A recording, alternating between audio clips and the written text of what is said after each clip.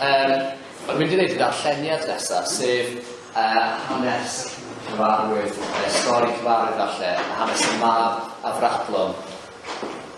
Neu ddarllen oddi ar sgrin. Felly stori y Cymydog a Cariad. Un tro, safodd un o'r arbenigwyr yn y gyfraith ar ei draed i roi prawf ar Iesu. Gofynnodd iddo athro, beth sy'n rhaid i wneud i gael bywyd tragweddol? Atebodd Iesu, beth mae cyfraith Moses yn ei ddeud? Sut wyt ti'n ei ddeall? A meddai'r dyn, rwy ti garu'r arglwydd y Dduw a holl galon, ac a holl enaid, a holl nerth, ac a holl feddwl. A rwy ti garu dy Cymydog fel rwy ti'n garu dy hun. Rwy ti'n iawn, meddai Iesu, na hynny, a cheir i fywyd.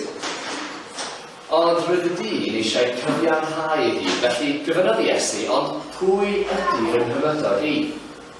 A dyma sut atebodd Iesu. Roedd dyn yn teithio i lawr o Jerusalem i Jericho, a dyma latron yn ymosod arno. Dyma nhw'n dwyn popeth oddi arno, ac yn ei giro yn dianc. Cafodd ei adael bron yn farw ar ochr y ffordd. Dyma ffeiriau i newid yn digwydd dod heibio, ond pan welodd y dyn gorwedd yno, croesodd i ochr arall y ffordd a mynd yn ei flaen. A dyma un o lefiau gydemol yn dweud yr un peth. Aeth i edrych arno, ond yna croesi'r ffordd a mynd yn ei flaen. Ond wedyn, dyma Samariad, yn dod i'r fan lle roedd y dyn yn gorwedd. Pan welodd o'r dyn, roedd yn teimlo trienni drosto. Aeth ato a rhwymo cadachau am ei llwyfen, a'i trin gyda olew a gwin. Yna cododd y dyn a'i roi ar gefnu asyn ei hun, a dod o hyd i letu a gofalu amdano. Yno. Y diwrnod wedyn, rhoddodd ddau denariws sy'n berchenno'r llety, gofala amdano, meddai iddo. Ac os bydd costau ychwanegol, lai dalu ti y tro nesaf byddai'n mynd heibio. Felly, meddai Iesu, yn dy farn di, pa un o'r tri fi'n gymydog i'r dyn aeth y llatron ymosod arno? Dyma'n arbenigwr yn y gyfraith, yr un nath i helpu. A dywedodd Iesu, dos dithau, ac na rhywbeth.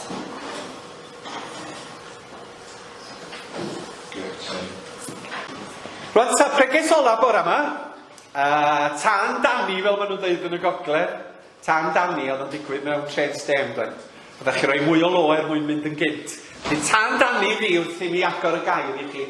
Trydydd Pregeth, pennawd cyffredinol Cariad Ymarferol.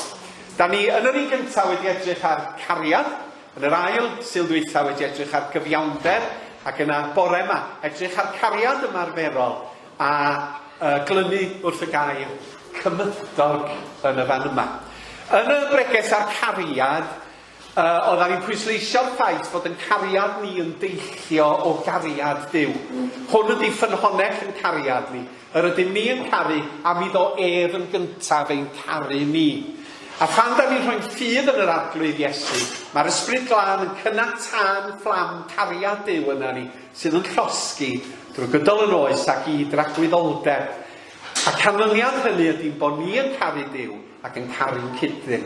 A tri gwrthrych cariad, os da chi'n cofio, oedd caru Duw, caru'n gilydd, a charu yn cyd-ddynio ym mhob man. A mae hwn yn osodiad brawychus yn dydy.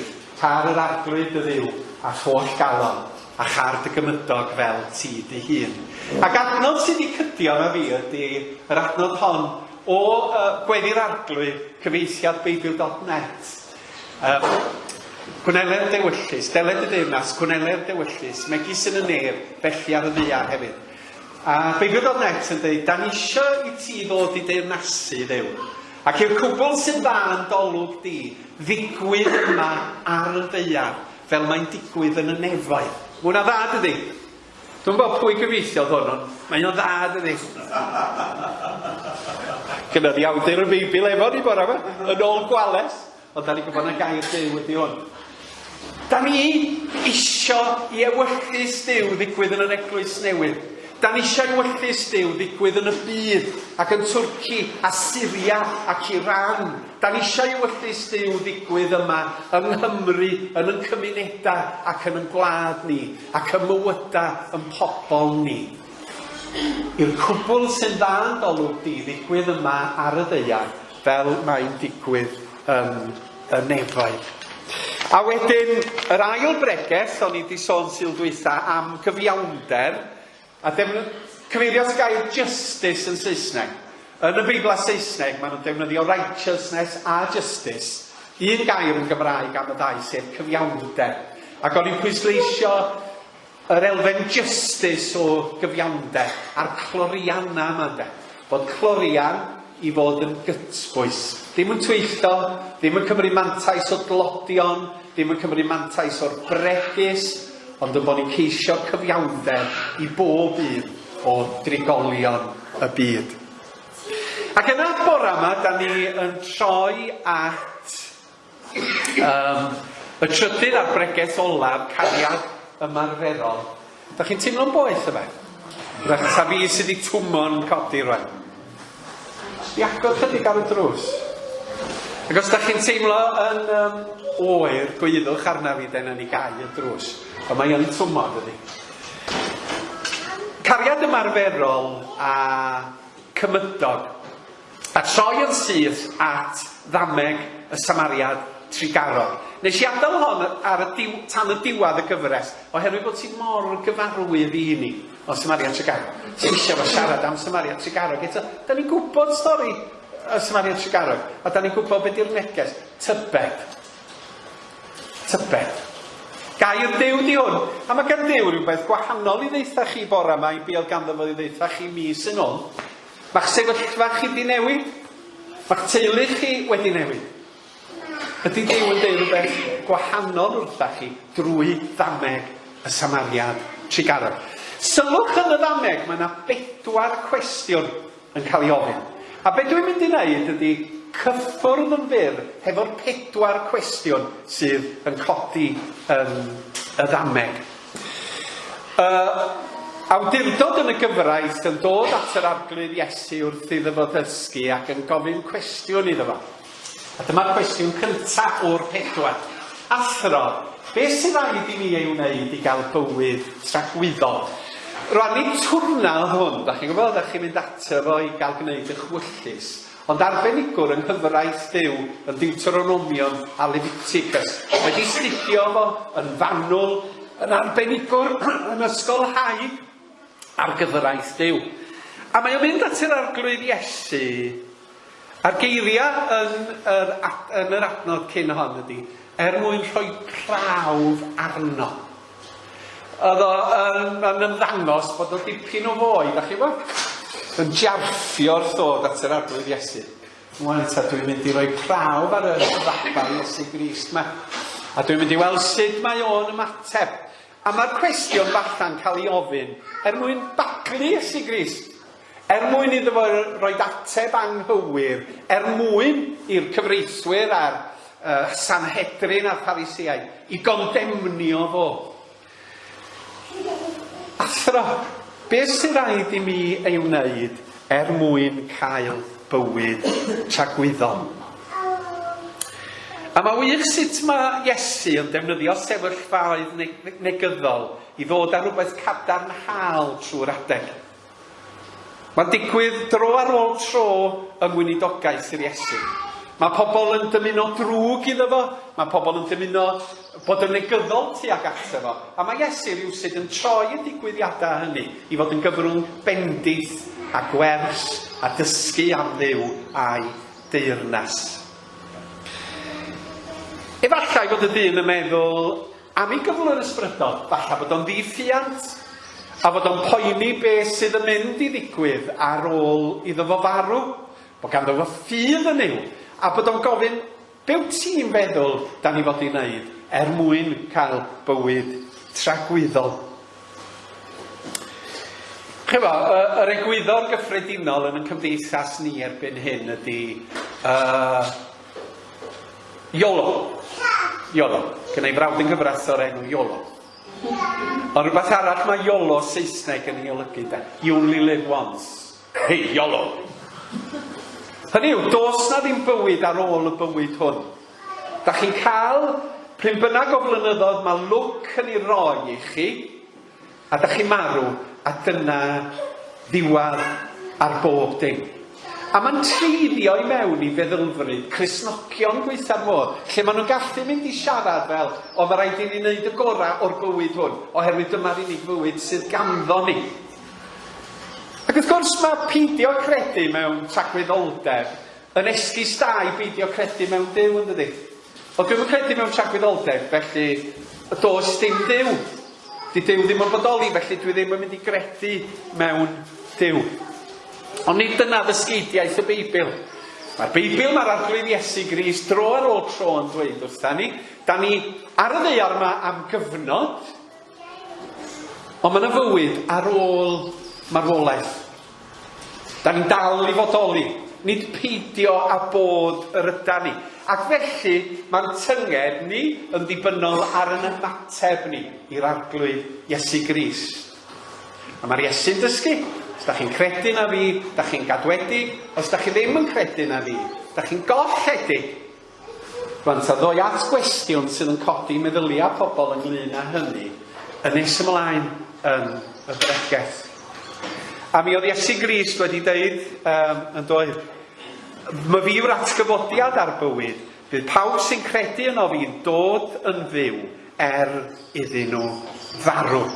Felly mae Iesu'n cymryd yn ganiataol bod na fywyd tragwyddol, ac os da ni'n credu yn yr Iesu yn bod ni yn ddiogel. Beth sy'n rhaid i mi wneud i gael bywyd tragwyddol? Ond da chi gweld, be mae Iesu'n wneud ydi ateb hefo cwestiwn arall. A mae hwn yn tip reit dda i chi os di rhywun yn gofyn cwestiwn anodd i chi. Gofynwch cwestiwn arall iddyn nhw. Oedd o'n arddull oedd y rabiniaid yn ei ddefnyddio. Mae'n arddull mae pobl mewn dadleuon yn aml iawn yn ei defnyddio. Dwi'n gwybod os da chi'n gwylio cwestiwn time. Dyn nhw'n caniatáu yn gofyn cwestiwn am gwestiwn. Ond mae'n ffordd weithiau o ddelio hefo'r hyn sydd yn cael ei ofyn. Mae Iesu'n gofyn yr ail gwestiwn. Beth mae cyfraith Moses yn ei dweud? Sut wyt ti yn deall? Arbenigwr yn y gyfraith, mi ddyla fo fod wedi gallu ateb y cwestiwn oedd o wedi ei ofyn, oherwydd oedd o'n arbenigwr. Ond mae Iesu'n gofyn, be wyt ti feddwl ynglyn â y cwestiwn wyt ti newydd ei ofyn? A mae'r dyn yn ateb, mae o yn dyfynnu o Leviticus a Deuteronomium, yr adnodau yma sydd o dano, rwy ti garu'r arglwydd y ddiw a pholl galon ac a pholl enau ac a pholl nerth. Ac yna Deuteronomium, paid dial ar bobl neu ddal dig yn ei herbyn nhw. Rwy ti garu dy gymydog fel rwy ti'n garu dy hun. Fi ydy'r arglwydd. Car yr arglwydd y ddiw a char dy gymydog fel ti dy hun. A dyma Iesu, dyma ti di ateb y cwestiwn yn ardderchog. Mi wyt ti yn gyfreithiwr ac yn ysgolhaig o fri. Dyma ydi ewyllus Duw. Bod ni'n caru Duw, bod ni'n caru cydyn. A mae'n rhoi pwysar na ni dydy. A da ni'n gwybod da ni ddim yn gallu cyflawni hynny ohona ni yn hunan. Da ni ddim yn caru Duw fel y dyla ni, da ni'n caru pobl eraill fel y dyla ni. A diolch byth am ras Duw yn Iesu Grist ydy. Sy'n maddau ni bob bai drwy farwolaeth a berthol. Dyna pam bod ni angen Iesu Grist fel gwaredwr. Ac yna mae'r trydydd cwestiwn yn dod. A mae'r cyfreithiwr yn gofyn, Rwan ta, dowch i ni fyfyrio'n ddwysach ar hyn. Gynnau lot o gyfreithiwr yn fy nheulu. Beithio dyn nhw'n gwylio bore yma. Dowch i ni fyfyrio ar hyn. Pwy yw fy nghyfydog? A da chi mae pobl yn gofyn cwestiynau weithiau fel bod nhw'n trio baglu, oedd nhw'n trio baglu Iesu Grist. Ond mae'n digwydd wrth i ni drafod Cristnogaeth a ffydd a Iesu Grist. Bod pobl yn gofyn cwestiynau i fynd ar tangent oddi wrth y prif bwnc sydd yn cael ei drafod. Dyna pam o'n i sôn am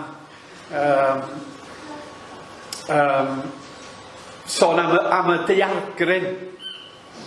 Mae pobl yn dweud, yn ddigon teg, pam bod na ddioddefaint, gymaint o ddioddefaint yn y byd. Dwi ddim yn deall Ond ydy'r dioddefaint ddim y reswm i beidio credu yn Nuw ac yng nghariad Duw yn Iesu. Oherwydd mae Duw yn Iesu yn ymateb i'r drwg a'r dioddefaint, a'r angen, a'r tlodi, a'r argyfyngas sydd yn digwydd. Mae o'n gwneud rhywbeth, mae o wedi gwneud rhywbeth. Dwi'n cofio na fo i'n Glas Unfryn, rhyw bentra yn y gogledd. Oeddech chi'n dechrau sôn am Dduw ac yma'n dweud, ti'n gwybod,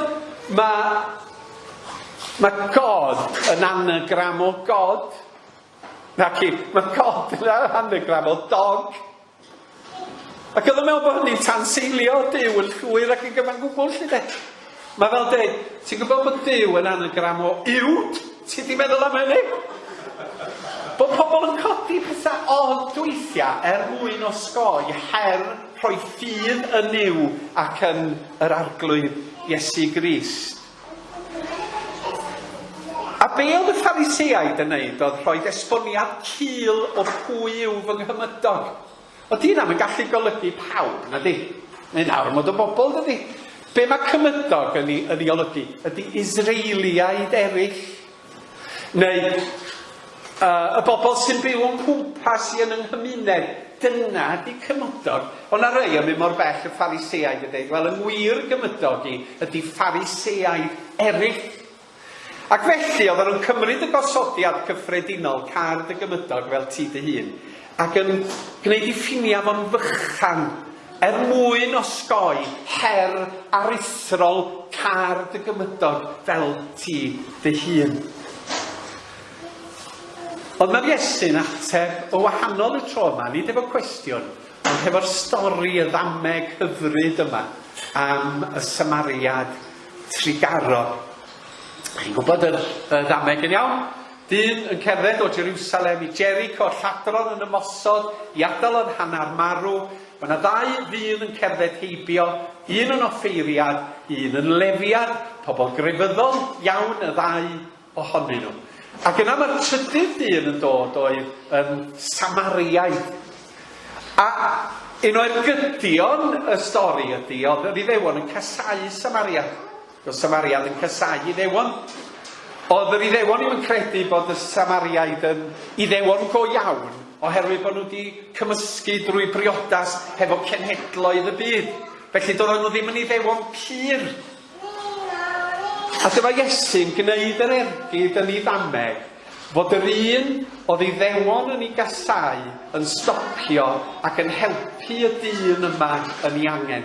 Yn ei helpu fo'n y fan ar lle, yn ddi-gwestiwn, ac yna yn helpu fo yn nes ymlaen hefyd drwy mynd â fo i letu a talu i fod o'n cael gofal a nyrsio nes i fod o yn well.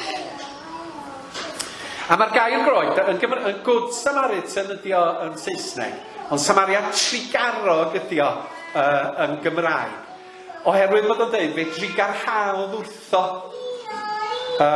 showed mercy trigarhau.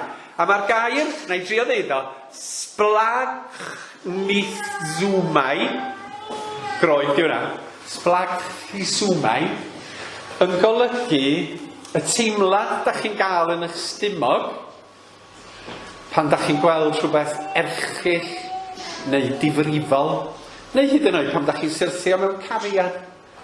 Mae'r colyddion yn ymsymud. A oedd yn meddwl na canolbwynt yn emosiwn i oedd yn y stumog. A da chi wedi cael y teimlad yna, dwi'n siŵr, wrth i chi dosturio, wrth i chi weld angen, wrth i chi fod mewn cariad. A dyma ddigwyddodd i'r Samariad trigaro. A ergyd arall i'r stori, yn ogystal â bod y gelyn yn helpu'r Iddew, ydy, dydy helpu ddim yn gyfleus. Mae'n siŵr bod gan yr offeiriad a'r lefiad rwla dda nhw angen mynd, Oedden nhw'n brysur falle bod rhywun wedi paratoi swper iddyn nhw, falle bod ganddyn nhw oedfa i'w gynnal, ac y bysa nhw'n gallu rhoi esgusion ardderchog am beidio helpu. Cwbl resymol. Ond i helpu a chynorthwyo pobl ddim yn gyfleus. A mae rhaid i ni ystyried hyn, ac wrth mi baratoi hon, dwi wedi cael yn herio gan Dduw i ystyried weithiau dwi ddim yn helpu oherwydd bod gynnau'n rhefn a'n amserlen, a fod Dduw fallan yn helpu fi yn rhefn fy mywyd. Gwranda, mae rhaid ti roi blaenoriaeth wahanol i'r sefyllfa yma, i'r person yma, i'r bobl yma. Ac fel Cristion, dy waith di ydy trigarhau. Mae di gwneud fi deimlo'n anghysurus mewn ffordd y ddameg yma o feddwl hynny. Dydy helpu ddim yn gyfleus. Da ni'n licio bod yn in control o bob dim yn dydan.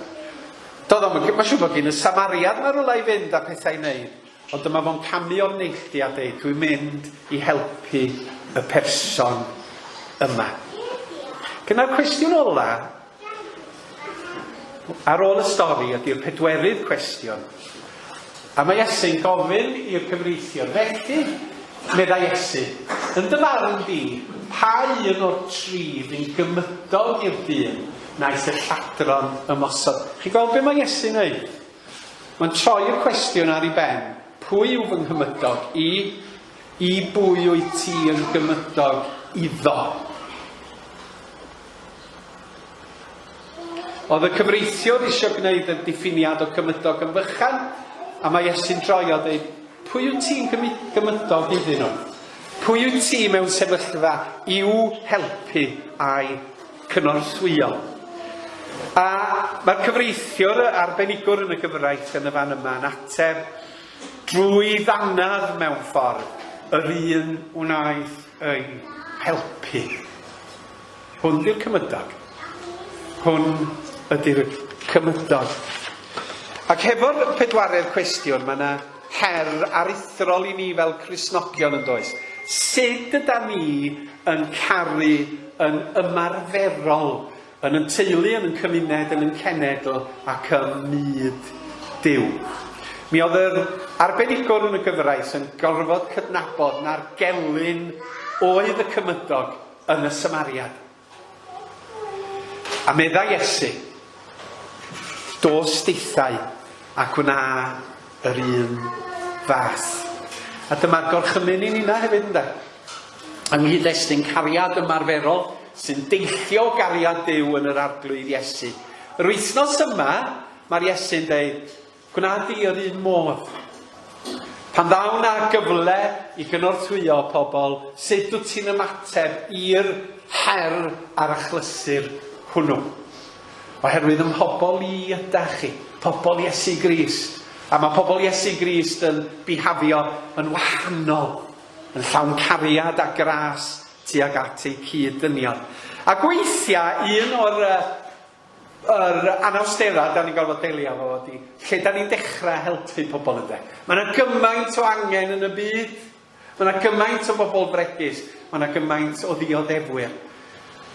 Gweddiwch a gofyn arglwydd, lle wyt ti isio i mi helpu? Fedra ni'n gwneud y byd i gyd, ond allwn ni wneud chydig o'r hyn yr wyt ti yn rhoi ar fy nghalon, fel y mod i yn ymateb mewn cariad. Ac yna cloi, a dyma'r dyfyniad ola o Filipiaid 2. A mae hwn mor fendigedig. Chi'n cofio'r adnodau yn Filipiaid 2?